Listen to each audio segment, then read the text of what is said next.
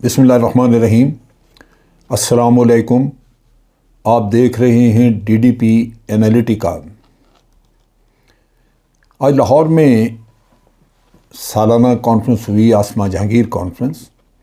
جیسا کہ آپ جانتے ہیں کہ آسما جہانگیر ایک مشہور لائر تھیں اور ان کا ریفرنس مشہوری کا ان کی جو ہیومن رائٹس وغیرہ کے معاملے میں اسٹرگل تھی ان کی، اسی کے ریفرنس سے غالباً یہ کانفرنسز بلائی جاتی ہیں اور اس میں مختلف سپیکرز موجود ہوتے ہیں۔ پھر یہ کہ باہر سے بھی کئی دفعہ بلائے جاتے ہیں، لیکن بہرصورت آج کا جو پروگرام تھا وہ سگنیفیکنٹ تھا اس لحاظ سے کہ اس میں افواج پاکستان کو نشانہ بنایا گیا تنقید کا۔ یہاں پہ جو تقاریر ہوئی میں اس کے بارے میں بعد میں بات کرتا ہوں، لیکن جو انتہائی قابل افسوس چیز ہے وہ یہ ہے کہ وہاں پہ نعرے لگائے گئے اور بڑے بھرپور سارا ہال میں یہ جو دہشت گردی ہے یا یہ جو گنڈا گردی ہے، اس کے پیچھے وردی ہے، یہ جو مارا ماری ہے یا جو بھی اس طرح کا مقصد یہ ہے کہ افواج پاکستان کے خلاف نعرے لگائے گئے۔ شاید تمام وکلاء یا حاضرین جتنے بھی ہیں ان کو پکڑا نہیں جا سکتا، ان پہ مقدمہ نہیں بنایا جا سکتا، لیکن منتظمین موجود ہیں، ان سے پوچھا جا سکتا ہے۔ پھر یہاں پہ اسی محفل میں بیٹھے ہوئے دیکھے گئے اعظم نذیر تارڑ، جو کہ حکومت کو ریپرزینٹ کر رہے تھے، لا منسٹر، ان کی موجودگی میں کسی نے روکنے کی کوشش نہیں کی۔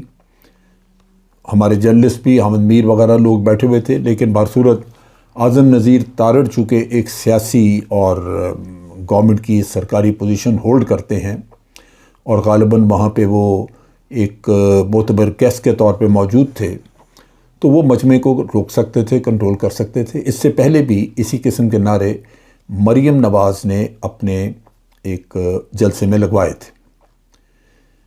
یہ نعرے اس لیے بڑے تکلیف دہ ہیں کہ ان کے پیچھے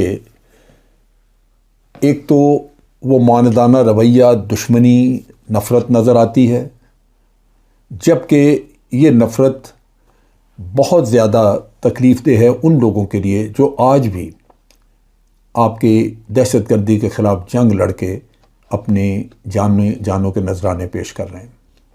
اس وطن عزیز کے لیے وہ اپنا خون بہا رہے ہیں۔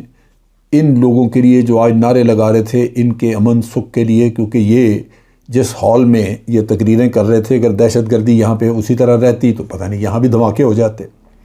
یہ جو امن سے بیٹھے وہاں تقریریں کر رہے تھے، وہ اسی وجہ سے کر رہے تھے کہ ان لوگوں نے، افواج پاکستان نے بے پناہ قربانیاں دے کے، اپنے رات دن ضائع کر کے، اپنے رات دن قربان کر کے، اپنی فیملی لائف قربان کر کے اور ساتھ ساتھ شہادتیں دے کے آپ کو بڑے شہروں میں اور پورے ملک میں امن قائم کر کے دیا، تاکہ آپ سیاست بھی کر سکیں، آپ اپنے روزگار کا کام بھی کر سکیں۔ لیکن ان لوگوں کو شرم نہیں کہ یہ اس طرح کے نعرے لگاتے رہے۔ یہ نعرے لگانا اس لیے بھی معیوب تھا کہ وہاں جسٹس قاضی فائز عیسیٰ نے تقریر کی اور انہوں نے بار بار کہا کہ آپ ادارے کو نشانہ نہ بنائیں۔ آپ نے اگر تنقید کرنی ہے تو انڈیویجول کو اس کا نام لے لیں۔ اگر آپ کو افواج پاکستان سے کسی شخص کے ساتھ اختلاف ہے یا اس سے آپ کو رنجش ہے یا اس کے خلاف آپ کو کوئی شکایت ہے تو آپ اس کا نام لے لیں، لیکن پورے ادارے کے خلاف اس طرح کی نعرے بازی کرنا یہ شرم کا مقام، اور جنہوں نے کیا ان کو ڈوب کے مرنا چاہیے، کیونکہ وہ انہی حضرات کے، انہی لوگوں کی قربانیاں اور ان کے بہائے ہوئے خون کی وجہ سے یہ امن میں بیٹھے تقریریں سن رہے تھے۔ یہاں پہ ایک چیز قابل غور ہے، مجھے یاد ہے کہ علی وزیر کے بارے میں کسی نے سوال کیا تھا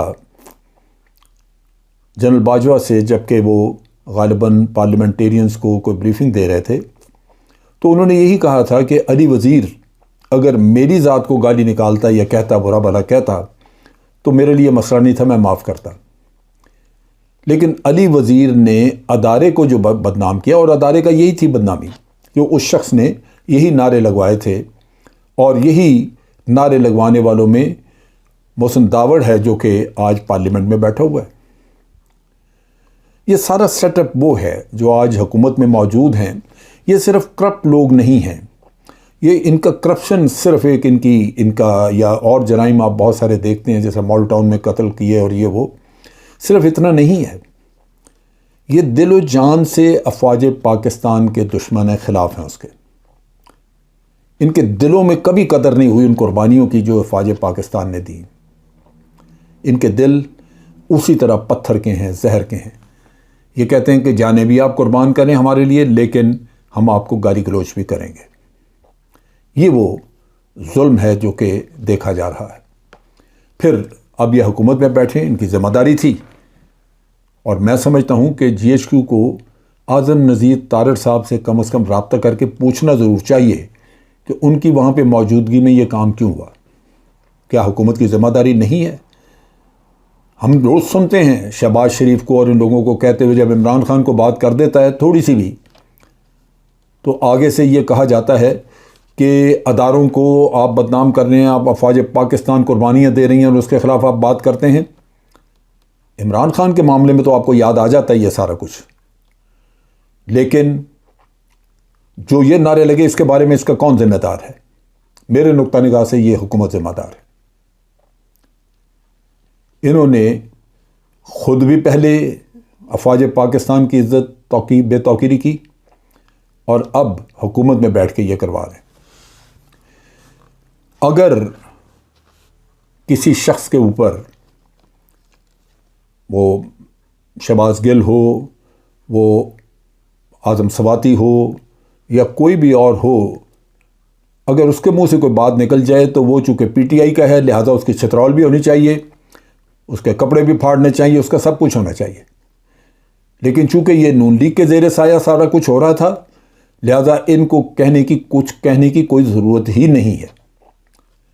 ان کو تو حق پہنچتا ہے کہ ہمیں صبح شام ذلیل کریں، بے عزت کریں.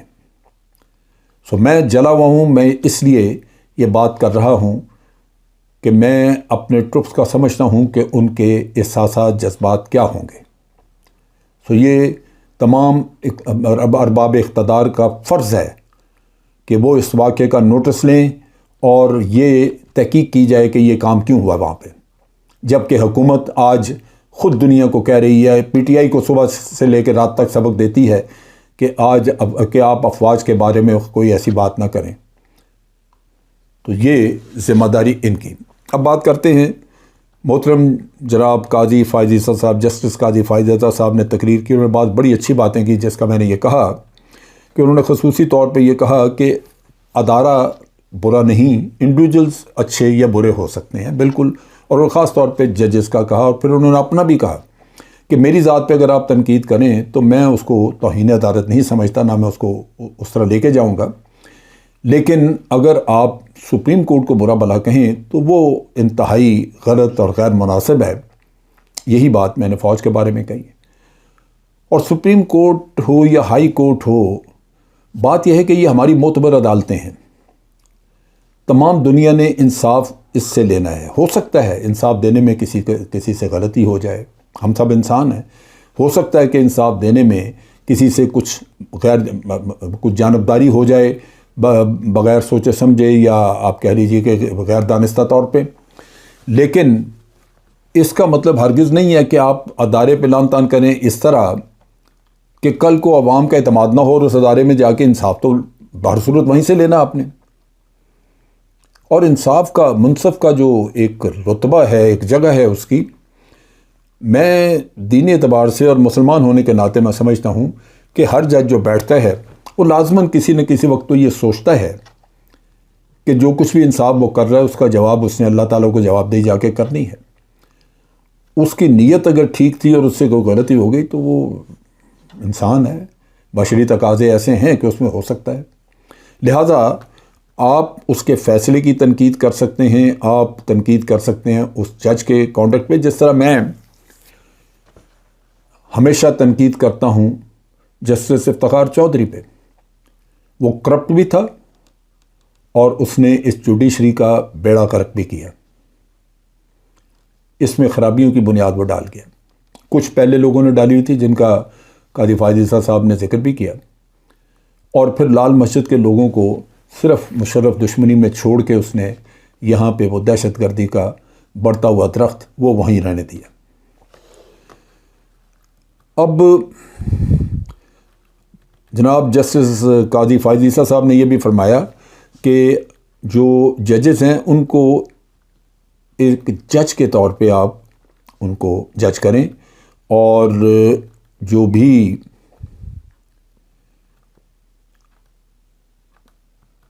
جج ہیں جو بھی ان کی انڈیویجول کیپیسٹی میں ان کو دیکھا جائے، نہ کہ ادارے کی شکل میں۔ انہوں نے اس کے بعد پھر 2-3 باتیں کی، انہوں نے کہا تو بہت کچھ، میں ان چیزوں پہ نہیں، لیکن انہوں نے رائٹلی آئیڈینٹیفائی کیا۔ انہوں نے کہا کہ میں 3 ججز کو بلیک ججز دیکھتا ہوں، یعنی بلیک لسٹ میں شامل کرتا ہوں۔ انہوں نے کہا کہ ایک سٹیزن کی کمیٹی بن جانی چاہیے جو مانیٹر کرے، ایک اچھی تجویز ہے، اس پہ سوچنا چاہیے، غور کرنا چاہیے کہ جو مانیٹرنگ کرے ہمارے کانڈکٹ کی، آرمی ہے یعنی جوڈیشری ہے، ایگزیکٹو ہے، لیجسلیچر ہے، وہ اس کی مانیٹرنگ کرے اور وہ پبلک رائے جو ہے وہ دے۔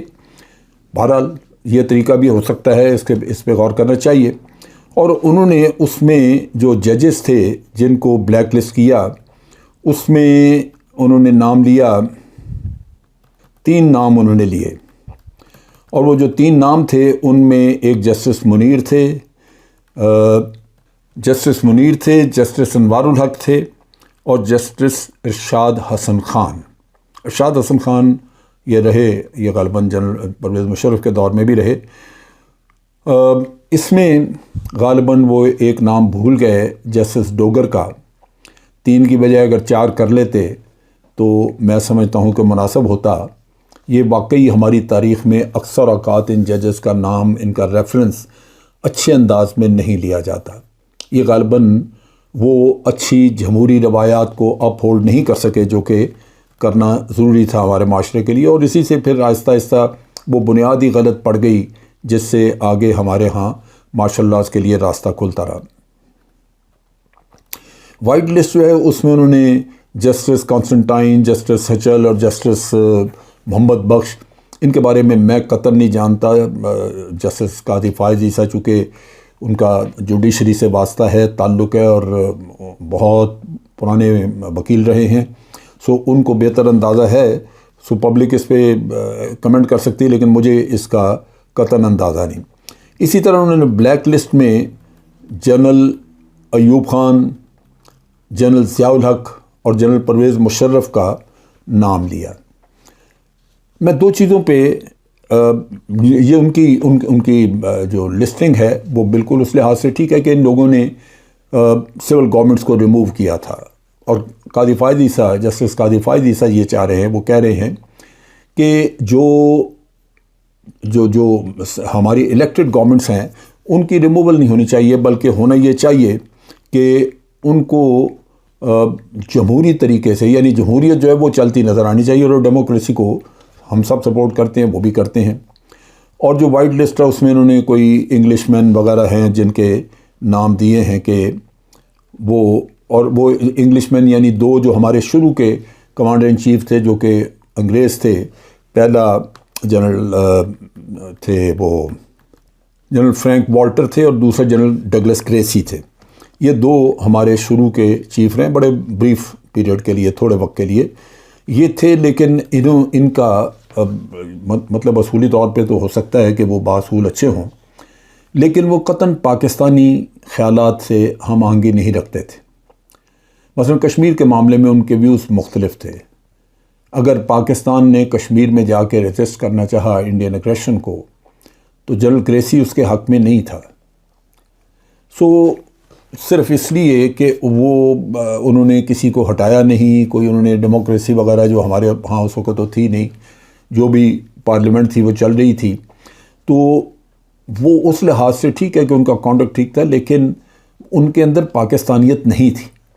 سو یہ سمجھنے کی ضرورت ہے کہ بہر صورت جو پاکستانی جنرل تھے، اگر انہوں نے سسٹم کو ڈسٹرب بھی کیا تو کام انہوں نے پاکستان کے لیے کیا۔ اب یہاں پہ ایک چیز اور ہے کہ ان کو پولیٹیشنز کی بھی ایک بلیک لسٹ بنا دینی چاہیے تھی، کیونکہ اگر یہ ملک پولیٹیشنز نے چلانا ہے، جو کہ چلانا ہے، اور سیاستدانوں نے اقتدار اپنے ہاتھ میں رکھنا ہے، جو کہ بالکل رکھنا ہے، اور ڈیموکریٹک طریقے سے رکھنا ہے، الیکٹ ہو کے رکھنا ہے، تو پھر اس کا بھی کوئی معیار ہونا چاہیے نا، نہ کہ ہم صرف وہ کالے چہرے دیکھتے رہیں جو کرپٹ ہیں، جو یہ چاہتے ہیں کہ میں ہوں اور اس کے بعد میری بیٹی، پھر بیٹی کا بیٹا، پھر کیا یہ طریقہ، کیا یہ سیاہ چہرے نہیں ہیں؟ کیا ان کو اجاگر کرنے کی ضرورت نہیں ہے؟ یہاں آ کے میں سمجھتا ہوں کہ ہم تھوڑی غلطی کر جاتے ہیں۔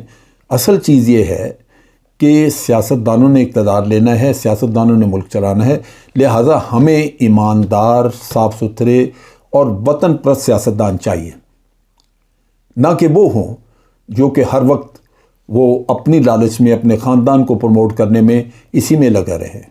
کیا سیاستدانوں میں آج کالے چہرے پہچاننے مشکل ہیں؟ کیوں نہیں پہچانے؟ تو میرا خیال ہے کہ یہ تھوڑا سا یہاں پہ تھوڑی غلطی لگ گئی۔ حکمران جو ہمارے ہاں رہے ہیں، اگر فوجی حکمران برے تھے تو سویلین اس سے کہیں زیادہ برے حکمران ہم دیکھ چکے ہیں، لہٰذا ان کے نام لینا بھی مناسب تھا، تاکہ یہ معاشرہ سارا بالآخر صاف ہونا ضروری ہے۔